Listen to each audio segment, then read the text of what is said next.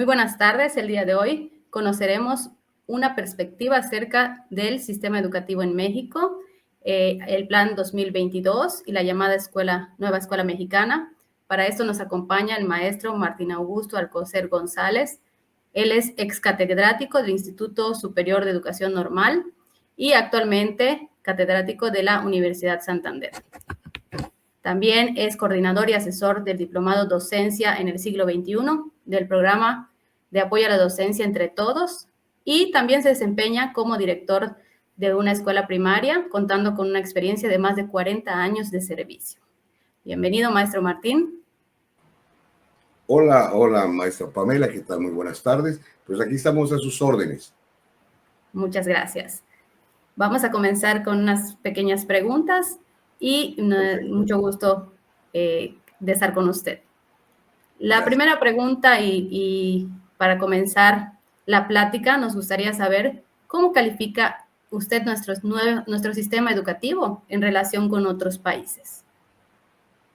Ok, Pamela, mira, en realidad establecer un punto de comparación de nuestro sistema educativo con otros países sería muy injusto, ya que nuestro país y cada uno de los otros países poseemos características diferentes entre sí, y eso hace que cada uno de los países, México en este caso, pues tenga un sistema educativo exclusivo, ¿sí? Los planes y programas pueden ser similares, pueden tener los mismos objetivos, las mismas premisas, los mismos principios, pero lo que lo hace diferente, y bueno, creo que eso es algo que hasta suena un poco trillado, es que aquí los maestros somos maestros mexicanos, que en determinado momento tenemos algunas ideas de a veces tradicionales de cómo dar clase, que es precisamente lo que se busca cambiar en esta nueva perspectiva del Plan 2022 de la nueva escuela mexicana.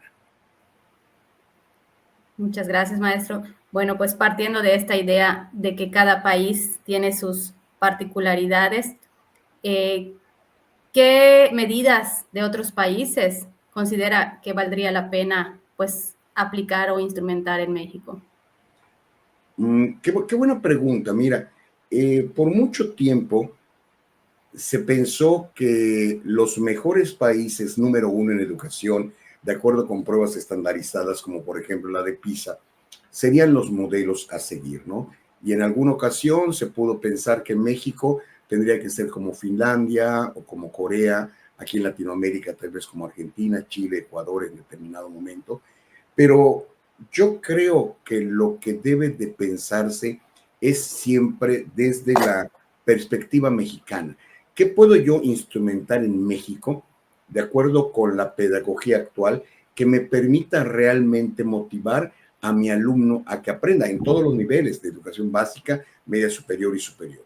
Y yo siento que esto es un poquito el entendimiento mejor de lo que el maestro deba de hacer, junto con el compromiso docente de hacerlo, asumiendo la responsabilidad que el rol del, vamos a decir, del maestro del siglo XXI necesita para que esto funcione. Así es. ¿Usted cuál considera que sería el principal problema que enfrenta hoy en día nuestro sistema educativo? Qué buena pregunta. Podemos hablar de presupuesto, tal vez, de un presupuesto, y voy a parecer demasiado materialista, pero un presupuesto tal vez que en determinado momento logre que al maestro, sobre todo al maestro de grupo, o bueno, al maestro en sí, se le pague un mejor salario para que pueda dedicarse al 100% a lo que es su trabajo.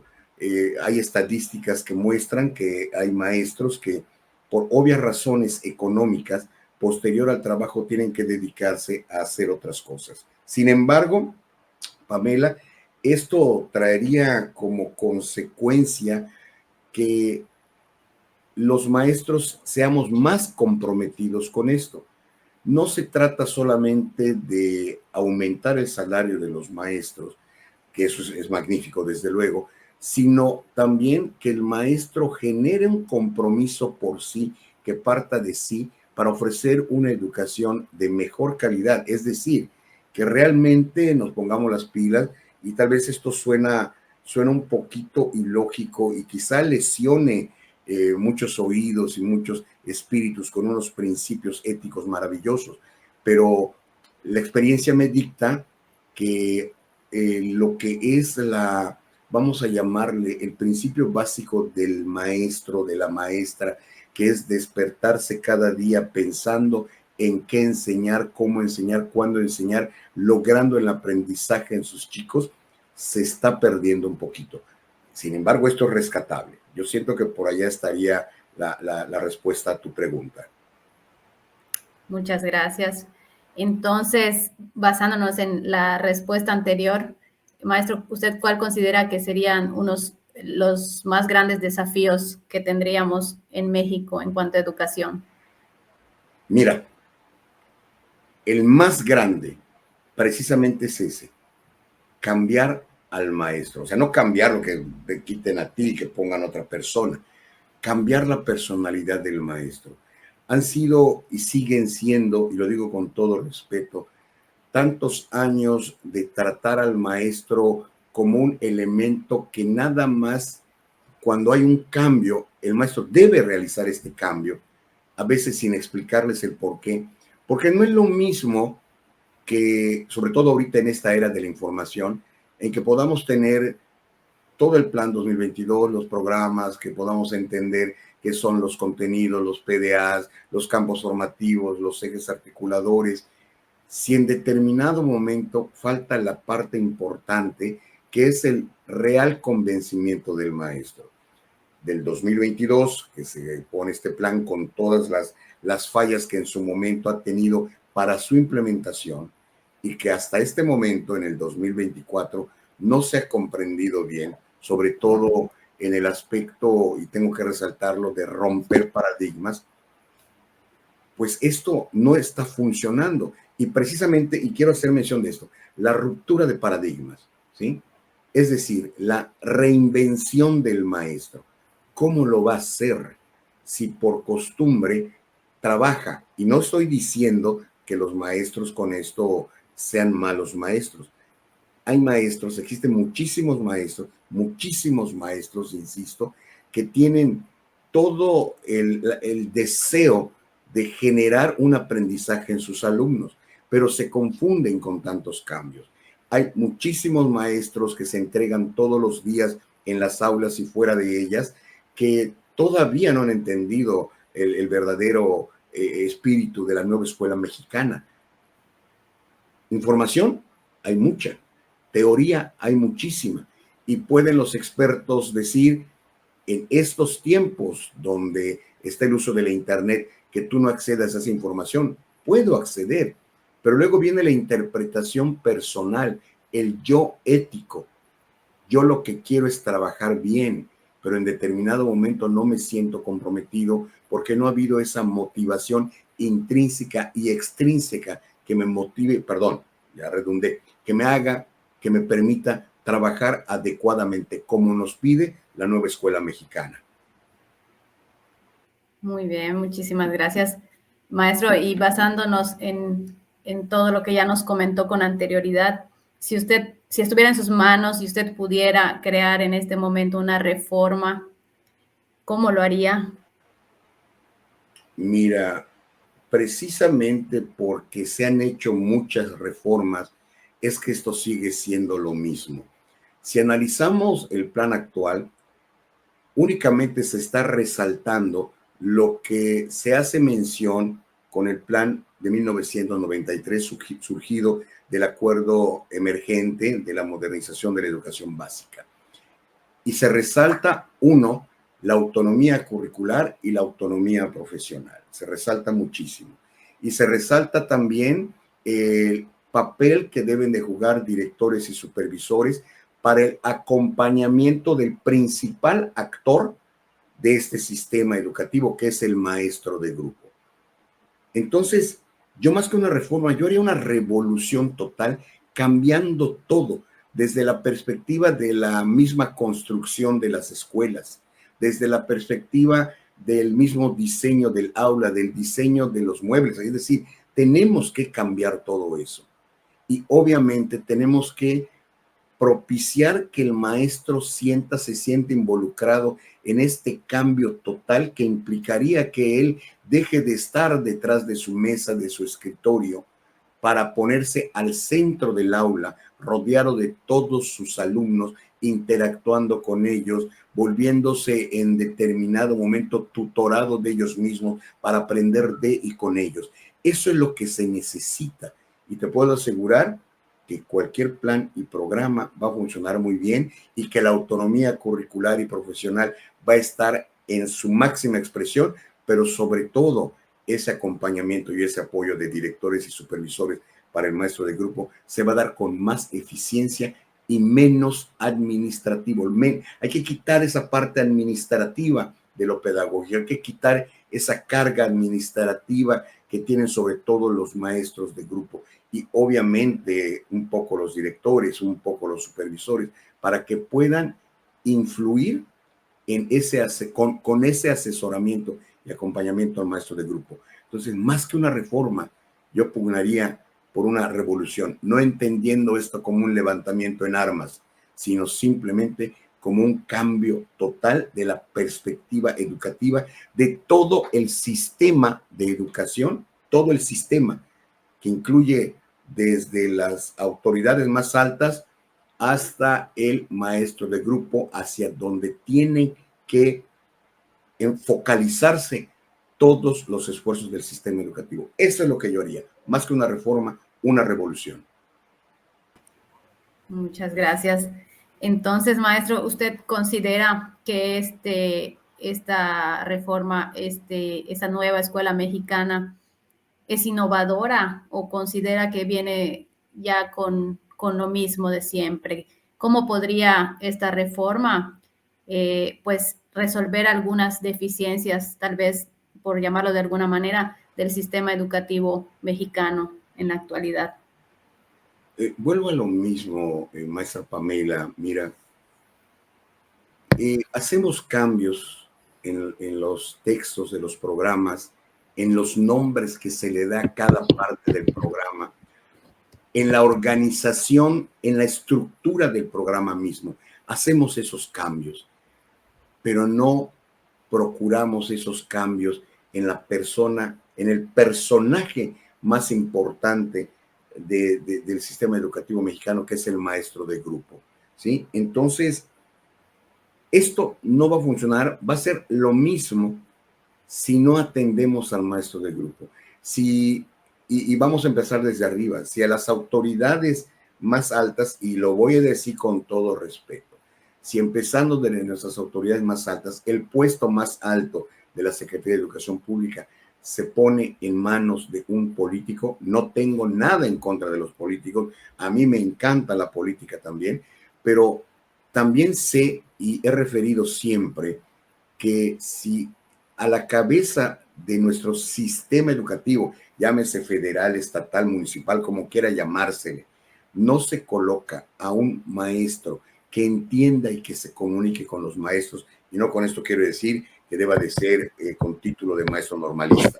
Hay maestros en educación superior que son verdaderos artífices educativos, ¿sí? Tiene que ser alguien que entienda el funcionamiento de ese proceso de enseñanza y aprendizaje que se dé en un grupo de estudiantes. Entonces, mientras esto no se dé, pues simplemente se va a quedar en esto. Y los maestros vamos a seguir trabajando como hemos entendido que debemos de trabajar.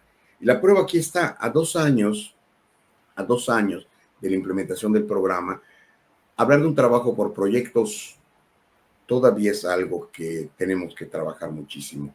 Hablar de campos formativos y de su integración con los ejes articuladores es muy difícil. Entender y olvidarnos de esa segmentación de asignaturas es todavía muy difícil. Y precisamente porque a quien no se ha atendido es al maestro del grupo. Entonces, siento que si esto no se hace, esto que es un buen plan, sobre todo porque resalta esas bondades que te mencioné anteriormente, pues simplemente va a venir un cambio. Bueno, hoy tenés ese sexenio, obviamente hay una continuidad, pero si en el otro hay un cambio de ideología política partidista, esto va para atrás. Y entonces a empezar de nuevo. Así es.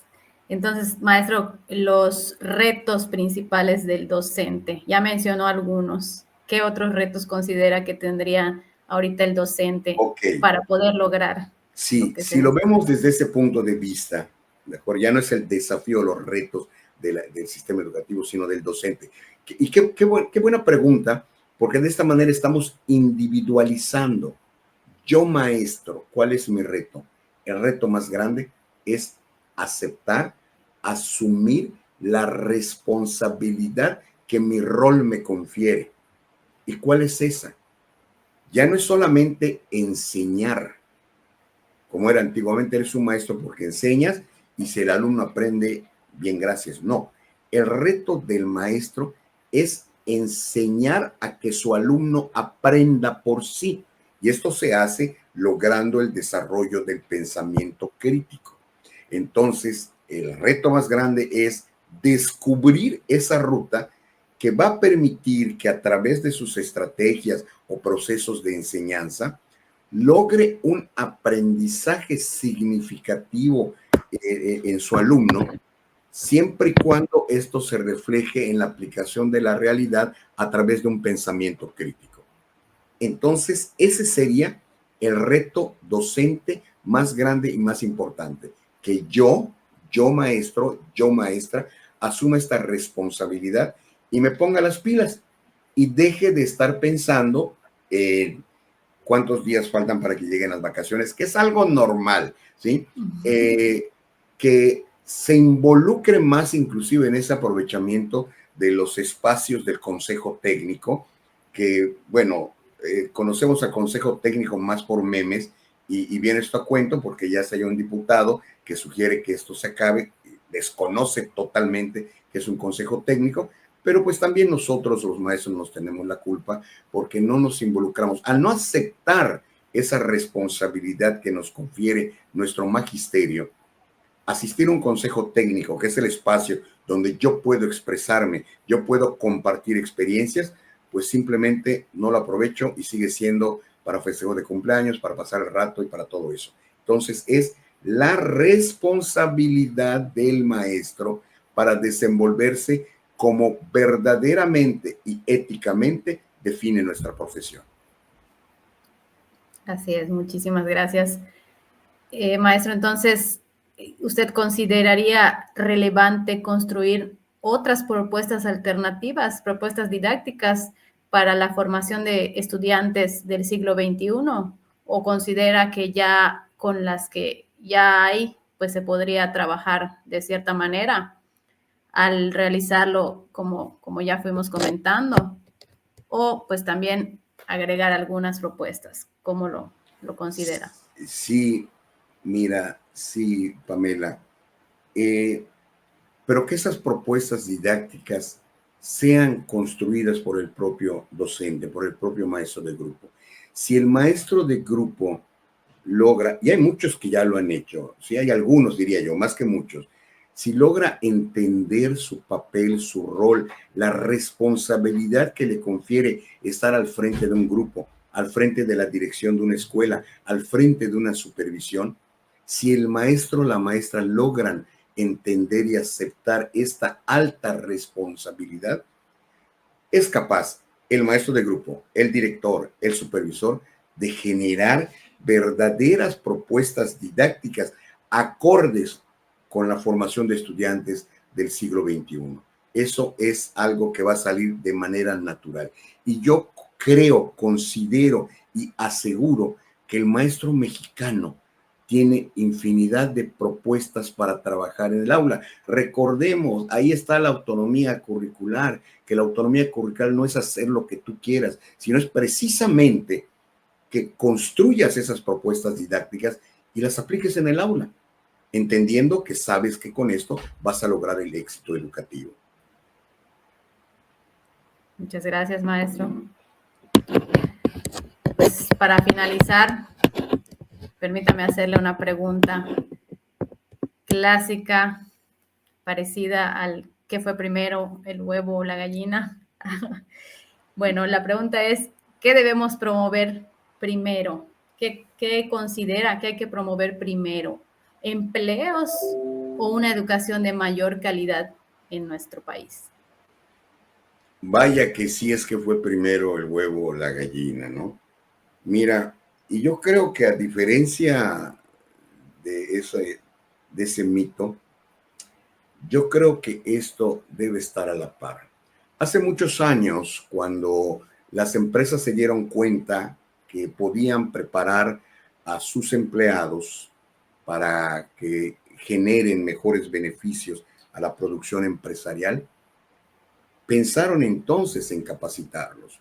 Hubo inclusive un programa de la Secretaría de Educación Pública para que los empleados, los trabajadores de una empresa, de una fábrica, que no hubieran terminado su primaria, secundaria o preparatoria, pudieran hacerlo. Actualmente hay empresas como por ejemplo, y no nos están patrocinando, la Cristal, la Epura, como la Donde inclusive, nuestra galletera local, eh, recompensan, obviamente con estímulos económicos, a aquellos empleados que estudian, por ejemplo, la preparatoria abierta y la concluyen, ¿sí? Y ahorita con todas las posibilidades que tenemos, pues ya pudiéramos decir que el trabajador, al mismo tiempo que está desempeñándose con responsabilidad en su empresa, puede inclusive cursar una licenciatura, una maestría o un doctorado. Sin embargo, para que el trabajador pueda llegar a todo esto, la educación tiene que ser de mayor calidad, porque además es una exigencia global, es una exigencia mundial. No es lo mismo el trabajador que en determinado momento logra terminar una carrera en mercadotecnia, y lo voy a decir siempre con todo respeto, porque esto a veces causa escozor, en una universidad hecha al vapor, en vez de una universidad ya con referencias de excelencia, y eso los pondría en desventaja. Entonces, si la educación no es de mayor calidad, aunque hay quien dice que la calidad tiene un tope y de allá no puedes ir más allá, pero bueno, pensemos que existe la mayor y la mejor calidad en crecimiento o en evolución constante.